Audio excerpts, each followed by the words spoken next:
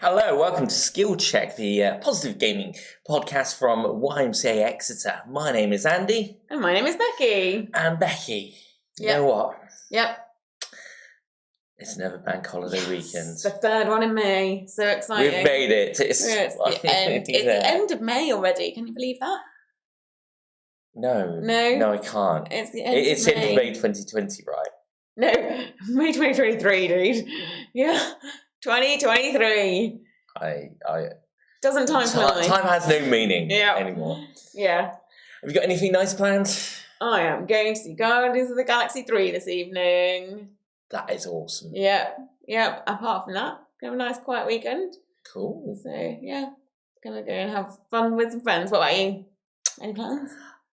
Probably a lot of gardening and Nice. lots of stuff I'm probably not allowed to talk about because you shout at me. Does it involve Star Wars? It might involve playing Star Wars Jedi Survivor. Fair enough. Didn't get a chance to play it last week. It's 3-day weekend. You've got to take advantage of it. I have time now. Yeah. It's also half term next week as well. So are you? Yeah. I might still be working. You might say I'm still next working week. too. Yeah, You don't can't take every half term. take all half terms off, sadly, No, or my boss will have words. no, it's true. We don't have enough holidays to do that. Something about how much holiday do you Yeah. have? Anyway, before I get myself into more trouble than I already have done, what's coming up? What is coming up? So we're talking about PlayStation, their PlayStation showcase. There's they been had to lots of there's PlayStation lots of PlayStation news. news. We're going to talk about Zelda and Tears of the Kingdom again because there's some good news about that It is coming out this the week. biggest game of the moment. Yeah. It's the biggest game this week. Yeah. And then we are also going to talk Andy's Game of the Week. Of course. Um, But first, gaming news. Yeah, so now it's time for gaming news. Our first piece of gaming news this week is the PlayStation Showcase. Sony's latest PlayStation Showcase wrapped up this week. I'm really struggling with the words today. I was just talking about how I was struggling. Yeah, and me how that'd be too. a bad thing. Words. The hour-long event revealed news about new games for both the PS5 and the PSVR 2. Okay. It also There's loads of games. Yeah, it's true. It also included news about surprise new hardware, such as the Project Q Remote Play handheld that allows you to stream games from using your Remote Play over Wi-Fi from your PS5 from anywhere, and a new pair of PlayStation earbuds. Okay. Gaming highlights included a preview of Spider-Man 2, plus confirmation that a Metal Gear Solid 3 remake is in the works. Beat Saber will also be available for the PSVR 2 from Wednesday. Well, Beat Saber's always awesome. I love Beat Saber. It's such a good game. The Spider-Man 2 showcase looks awesome. Does it look good? It looked good. Yeah. You get to play as Spider-Man with the black suits. Yes. I saw... All symbioted up and, throwing people all around the place. Yeah. What are we thinking about the Project Q Remote Play? Oh, I mean... It looked... it looks good. It looked quite a lot like a Switch. It's Switch for Sony World, really, isn't it? Yeah. We had, so after we found out the news, we had a bit of a text conversation about it because you were like, oh, isn't it streaming? And it's not streaming yet. It's not, it is so totally going to go that way, though. Yeah. It's so totally going to be this game streaming piece of hardware. Because, if you're streaming from the PlayStation to the kit, there's not a huge amount of legwork to repurpose it. I mean, that must be a software update, and that's it. Yeah. So Must be. So originally, the first bit, the only thing that you'll be able to do is play games that are downloaded onto your PS5 on this remote thing that's like you can carry around with you. I mean, it's basically your PS5 in your pocket. I guess. PS5 in your pocket, yeah. We did say also if you've got the money for a that. very expensive bit of kit for not being able to stream games on it. I mean, let's face it, we're talking at least a few hundreds. Yeah. But Sony are really making the money from their extra bits of kit for PlayStation at the moment. Like the PSVR, we already discussed that PSVR 2 is about the same price as an actual PlayStation. Yeah. Yeah. Yeah. Yeah. Yeah.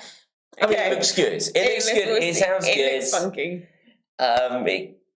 It means you can take your games on the go. Yeah. But does that mean that actually, I don't know. You see, I never quite got on well with that handheld bit of the Switch. I just like it on the big screen. Oh, I carry mine around loads. When I went on the flight to Australia, it was great. I can understand that. Yeah. Because it's not exactly a short trip to the beach to go to Australia. That's true. But yeah, I like the handheld bit of the Switch. Yeah. Yeah. But you put your games on the Switch. You're not streaming the games you got at your PlayStation at home. That's true. Yeah. Yeah, it'll be interesting to see who buys it and whether they think it's a good thing or not. It could be a fancy toy. It could be a fancy toy. I mean, fancier than consoles already are. Yeah. Well, I guess we'll see. Our next bit of gaming news is Google Play Games for PC, the beta. The Google Play Games for PC beta, a service that allows Windows PCs to run the Android games, is now available in New Zealand and over 40 different European countries, including the UK. The service was previously expanded to the US and Canada in November last year, following its initial rollout in Hong Kong, South Korea, and Taiwan in January 2022. The latest expansion brings the product to 56 countries in total. There are now over 100 games to play on the platform, including 1945 Air Force, Blade Idol, Cookie Run Kingdom, and Envy the King's Return. There is no news yet on when the product will get a full release. See, I didn't realise this. And when I saw this yesterday, I don't know why I didn't install it on my work laptop. Yeah. Actually, that could be a reason. I don't know why I didn't wouldn't do any work. We can call it research. Research, yeah, absolutely. Yes. Yeah, it's gaming research. I mean, yeah. Why not? Yeah, it's really cool. So it does bring the games that you would normally play on your phone to your PC. Ooh. Yeah. Or games or a tablet, obviously. Sometimes you play them on Android tablets. But yeah, so you can now play games that you would normally play on your phone on your PC, which is really exciting. So for a company that's like moved away from cloud gaming recently. Yeah, they do seem to be very keen on gaming and mobile, and I wonder if there was like a technology that they could use to kind of really go in depth on gaming and using mobile devices. Am I getting on my high horse? Yeah. A little bit. Yeah, a little bit. They used to have one. What was it called, Andy? What was it called? We're just not going into it. I feel like I've been teased. Our final piece of game. We're going to stop laughing because this next bit's quite serious. Stadia. It was called Stadia. Goodbye. He's so sad. It's okay. I'm happy with my Xbox now. Happy with Game Pass. Just feeling a little bit bitten. Yeah. Still just a tiny bit sad about it. A little bit, yeah. Just a tiny bit. Okay. Our final piece of gaming news is female gamers. A new survey into online gaming reveals 49% of British women gamers have suffered abuse online, rising to 30% amongst those aged 18 to 24. Over half, 52% of women said that they felt worried about harassment. 1 in 10 response were left feeling suicidal, and 25% of women said such messages made them feel depressed. The findings were released as part of a campaign to raise awareness of the issues female gamers face. The survey also found that just under a third of female gamers have lied about their gender and remain anonymous as a result. We have had conversations about female gamers before. I mean, I would like to clarify that I am not a big gamer, so it's really difficult for me because I don't have necessarily the experience that I don't do online games particularly, so it's not. But I have had conversations with people that have had troubles as female gamers that like to play like first-person shooters or role-play games, and they do find it really difficult. It's really hard being a female gamer in that kind of world. So it's not, And this survey surveyed men and women, and men had quite a lot of the men were saying that they had seen women receive abuse on these sites and platforms. So Yeah, it's quite a serious piece of news, but I felt like it was really important for us to cover. Yeah, I mean, yeah, it's good to cover because it's good to talk about these things. Yeah. And it's good to say that this isn't good and this is not right. It's not a good way to conduct yourself. I mean, chances are a lot of these people making these comments wouldn't say it face to face. Yeah. It's just not right. right.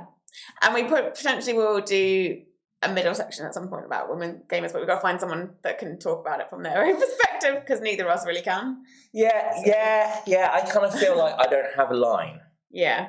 So I've been purposely we're working on more careful than normal over what I say about this.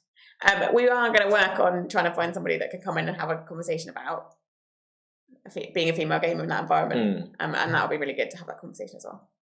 And that's the end of gaming news.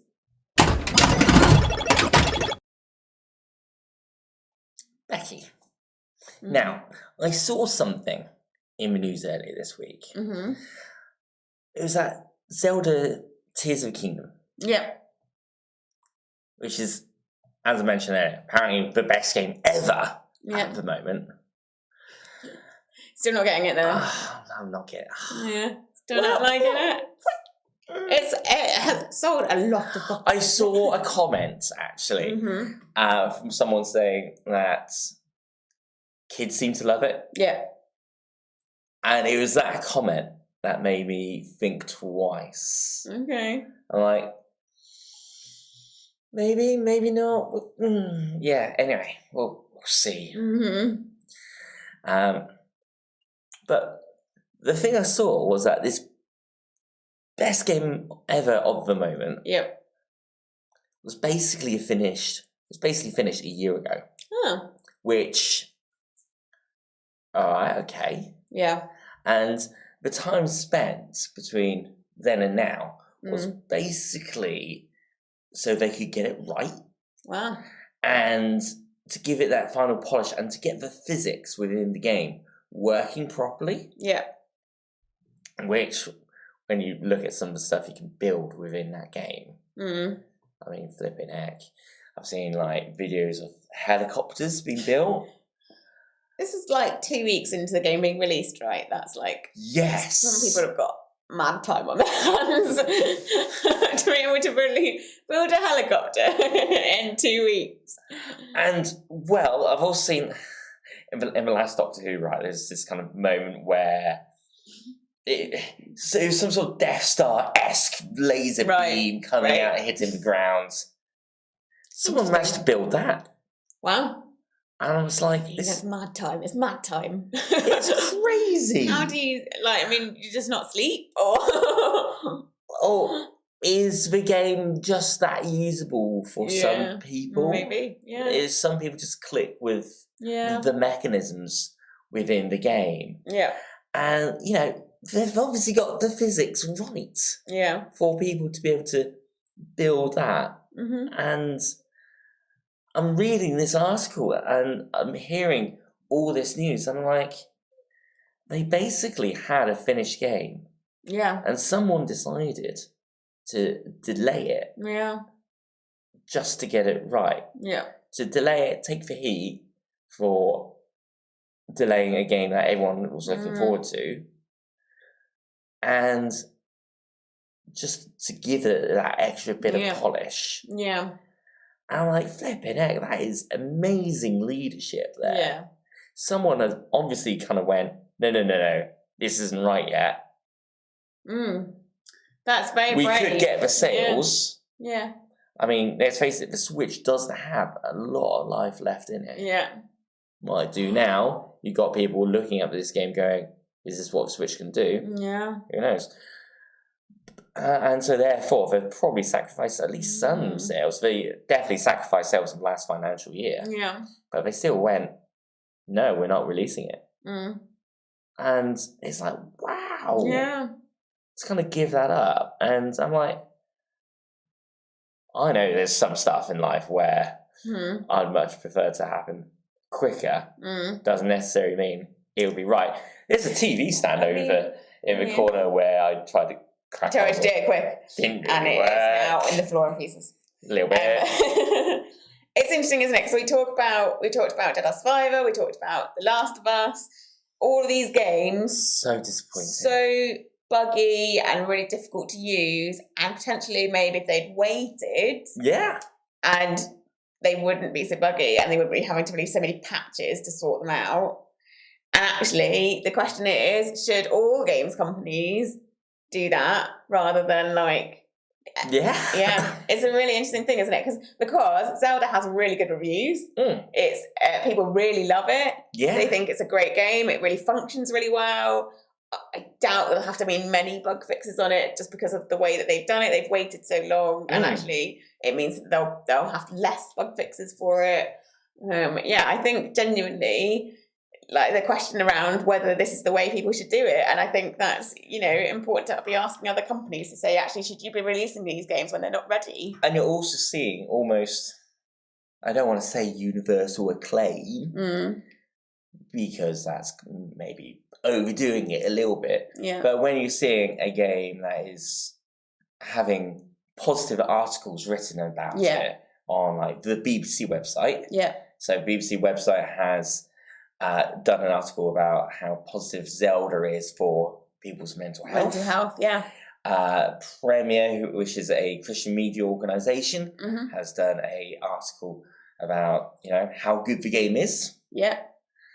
Yeah. It seems fairly universal. Yeah. Kind of, this is a good thing for people to be playing. And people are like, the one that's talking about mental health, she said like the girl that they're interviewing was talking about how it's really good for her brain in terms of escapism, and she's just feeling really like it's good to get away, and the world that they've created in this game is so vast that actually it just feels so far away from the real world, and actually that's really valuable to her as somebody that struggles with their mental health. So and in defense of video games a little bit, some people could like hear that and go, well, why do you need this escapism? Why is that good? Well, some people with the time, money and inclination go up on the moors. Yeah. Or read books. Or travel. And like on going on holiday, they say that's it is really good for your mental health. If you go abroad, you can't afford to go abroad. This is what you can afford. Yeah. Like, I mean, take your mind out of it. We could do a price comparison. How much does it cost to catch a train? Yeah. To the airport? How much does it cost to catch the plane? Yeah. As well as hotel stays, food, everything else. Compared to actually, have I almost talked myself into buying this game? Are you going to try it now, Andy? Do you feel like you're leaning towards getting it? That's a yes. That is a yes. It's progress from like the last couple of weeks. It's now like leaning towards it. Do you know what's funny is when reading all these reviews, I now want to get it. Oh. So we might be able to like do a comparison. So who's going to crack first? Who's going to crack first? Andy or Becky? Yeah, I really like the look of it. And I've been reading so many reviews for the podcast that I'm like, oh, I actually would quite like to get this game, but it's still like 60 quid. Press A if you think Andy. Press B if you think Becky. Yeah. A for Andy, B for Becky. Oh, you saw what I did? Yeah. I mean, yeah.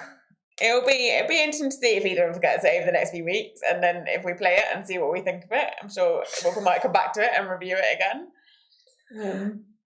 And I think just to bring this in, I think again it's just an amazing example of how sometimes there's a delay. The journey isn't, what we expect, but actually sometimes it's all right. Yeah. Sometimes that delay really does work out. Yeah.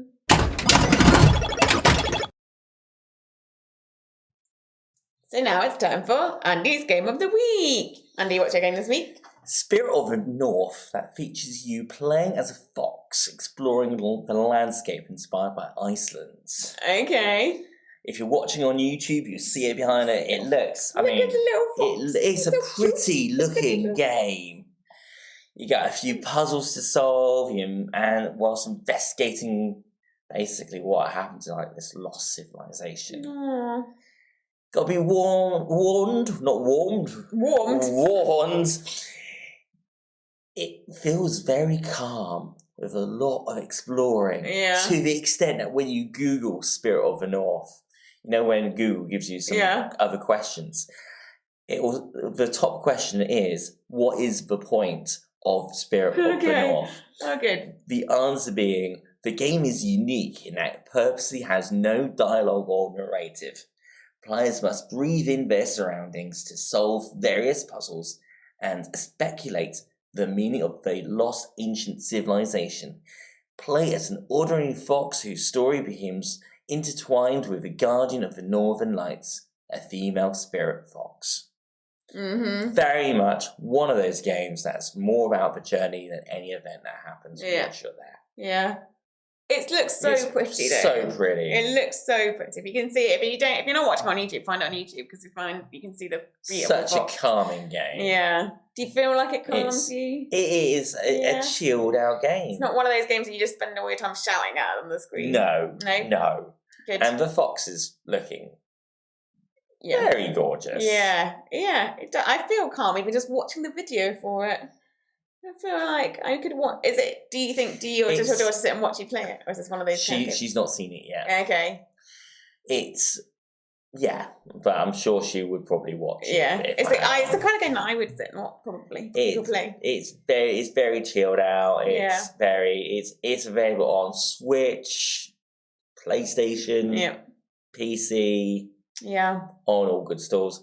Look out for it on sale. I've seen it on cheap a few times in a few different sales. If you have PC, look out for it appearing on an Epic Game Store every now and then. Yeah, amazing. Yeah, and that is all we've got time for this week in this podcast. You can find us on YMCA Extra Games. I got it right. Look at you go. You can also find us on YouTube. If you're not watching us on YouTube, find us on YouTube. And we're on YMCA Extra Games on YouTube. And you can also find us on Instagram at YMCA Extra. To find out we're all over the place. We are all over the place on all the social medias. Drop us a message. Yeah. And if you want to like, comment, or subscribe to this podcast on YouTube. And we'll see you next week. See ya.